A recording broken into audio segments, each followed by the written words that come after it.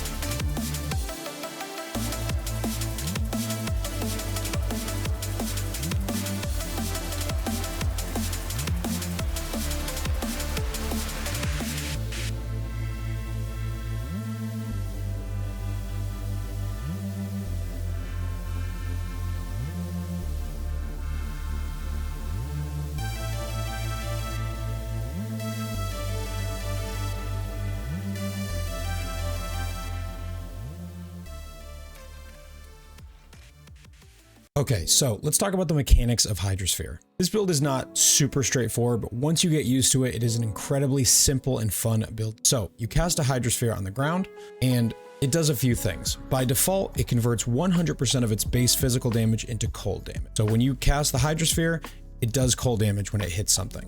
As you can see, it moves, and when it travels, it does damage to enemies that it hits along that path. What makes Hydrosphere really interesting is that Hydrosphere has a second mechanic that scales separately from cast speed, and that is freezing the Hydrosphere. So you cast it, you freeze it, and now it's frozen and it pulses. And all of this is the area that it does damage in. It effectively acts as a pseudo totem once you've frozen it, and it will pulse even once you're moving it around. The way that we keep the Hydrosphere frozen in the story for single target is casting an Ice Spear onto it. The reason that we use Ice Spear is because Ice Spear has an incredibly high critical strike chance when it is in its second form. As you can see here, around right here is where it turns into its second form, and it speeds up, it pierces all enemies, and has 600% increased critical strike chance. So as long as there's no enemies in between you and right here, it'll pierce everything and get to the Hydrosphere, and crit it guaranteed with the gear that we'll have when we switch to Hydrosphere around level 35. Now, I know there are some people that do not love using the Ice Spear mechanic. I league started this a few leagues ago, and really the main complaint that I got was, I hate Ice Spear, I don't like the way it feels, it's clunky, and really there are two problems going on here. One, it's that people felt like they needed to always be freezing the Hydrosphere as they moved around, which is certainly just not the case. You don't need this to be frozen. When it's not frozen, like this, it still does cold damage every time it hits a target. So what you can do is you cast it into a pack, and if it doesn't kill the pack, you can just cast it again, and you'll get this area damage every time you cast. Another option is using a Freezing Pulse setup alongside of Ice Bite. So Freezing Pulse has a 25% chance to freeze, and then Ice Bite has a 15% chance to freeze. So that's 40% base when you're pretty close to the Hydrosphere. It's not going to freeze it every time, but when you combine your crit chance with your chance to freeze, you end up having a little bit better than a 50% chance to freeze the Hydrosphere every time you attack it. Now, Freezing Pulse always will pierce enemies, so it takes the challenge out of using Ice Spear, and I know some people will appreciate this. So as you can see, pretty high uptime of freezing with Freezing Pulse. Now, you're going to lose a significant amount of single target from using Ice Spear while leveling. It's so powerful. You cast the Hydrosphere on an enemy, you Ice Spear once or twice, and they're just dead already. It's so strong. Another option is socketing in Pierce support into your Ice Spear. That allows it so even at the beginning, if there's enemies right in front of you, in between you and the Hydrosphere, it will still pierce through them because you have the Pierce support in. I don't recommend doing that, but again, people have asked for alternative solutions to just regular Ice Spear, so I'm trying to do my best to provide them. So how to get the biggest damage out of your Hydrosphere is you cast it, you freeze it, and then you cast at the same time.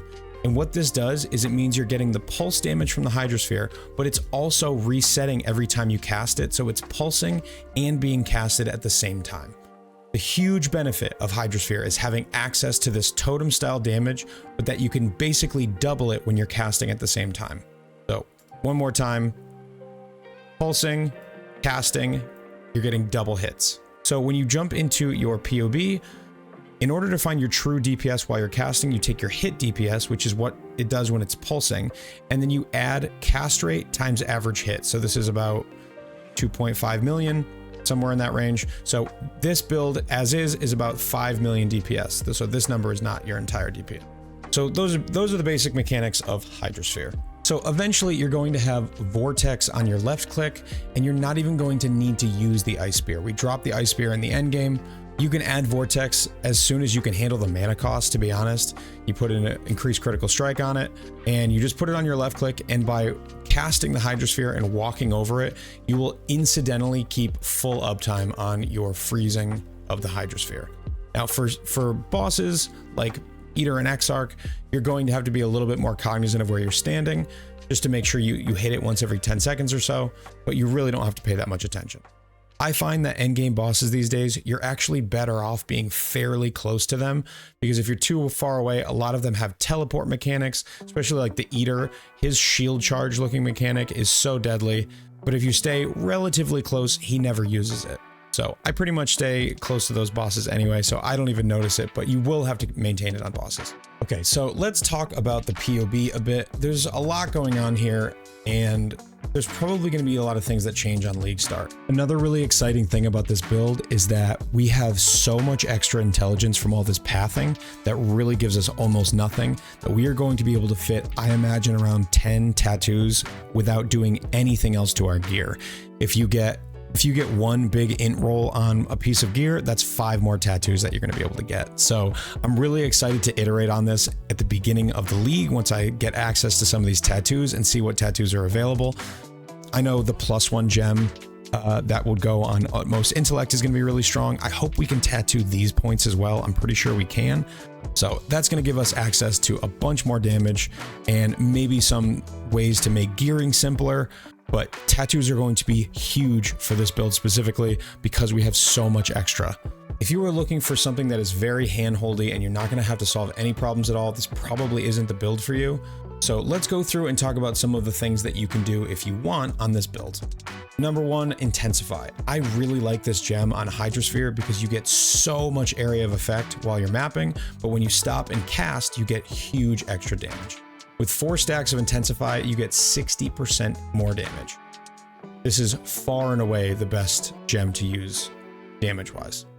So if we go to our configuration, you can see here we have 4 Intensify stacks, and our radius is 25, which looks like that. Pretty small, right? But when you're mapping, you do lose a big chunk of your damage, but your radius goes up to this size. That means that size radius is also the radius that you get when you're moving the Hydrosphere around. So as you sweep it across your screen, it's going to hit almost everything, and then our self-prolifing Herald device will shatter the rest. If you don't like the idea of keeping an eye on your Intensify stacks and knowing when you're going to be getting more damage and when you're going to be getting no extra damage from your Intensify, then you can absolutely run something else. But I really prefer this because it gives the best of both worlds for mapping and for single target with 1 skill. Next, let's talk about our early versus endgame setups that we have here in the PoB. So this is a mid-endgame setup. Effectively, it's got 1 Void Battery, a Carcass Jack, a Badge of the Brotherhood, Taste of Hate, and a few Cluster Jewels. You could probably get all of this in the first week for or so. I don't want to talk too much about currency, but this is like a fairly good setup for maybe the end of week 1 for a lot of players. There's way more stuff you can do to make this stronger, getting a +1 power charge shield, all that, but that's going to come in a new PoB for actual endgame. 1 Void Battery, Carcass Jack with +2 on it if you can get it. But even if you can't, a Carcass Jack by itself is really good because the area of effect is so good for this build. So anyway, so this is the endgame setup that I have in this PoB that you should be shooting for, but I also have an early endgame setup, which is when you first get to maps and as you're progressing through, this is the kind of stuff that you want to go into. So combine that with a no cluster and a no anoint tree that I have here. This setup is what you're going to be looking at basically in an SSF environment. The only thing that's not SSF friendly is the Mist Wall. These are 1C max on League Start, but if you're an SSF, it's going to be tough to get one of these. So I would just get like a regular block, maybe spell block shield or spell suppression shield. So let's talk about Mist Wall. This is a 1C item that gives you maximum chance to block attack damage if you have not blocked recently. Given that we are an evasion-based build, and this shield gives a ton of evasion rating. The idea is you freeze everything, you don't get hit very often, and then when you do, you have maximum block chance as well as evade chance. So attacks don't get through very often. But then when you do block, you lose that max block and you go back down to 24 or whatever it is. And then you get some chance to avoid elemental damage while phasing. You get phasing when you've not blocked. So really, really interesting item. Gives some move speed as well. And it's just such a phenomenal shield on League Start for a build that uses a lot of evasion and doesn't use any spell block. The idea here is spell block is going to make you block more often. You don't have any way to avoid spells, so you're going to be blocking spells more often, so you don't want to run spell block with the Mist Wall. So the idea here is in the early game, we go for a little bit of spell suppression over here. Sorry, these 5 points, and you take lucky spell suppression. And with 2 spell suppress rolls on gear, that'll get you up to 66 spell suppress, which is really, really nice. You don't need to get to 100, especially for this early game stuff when you're just trying to get through your Atlas. This is what I recommend doing. Just get a good, healthy chunk of spell suppress and block chance from the Mist Wall.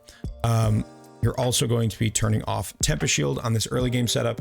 You don't have clusters yet, so you can't afford to get Tempest Shield in. So for the end game, I actually don't go for spell suppression. I've played this build a bunch, and I know people are going to disagree here, but I prefer block and spell block. So let's look at it.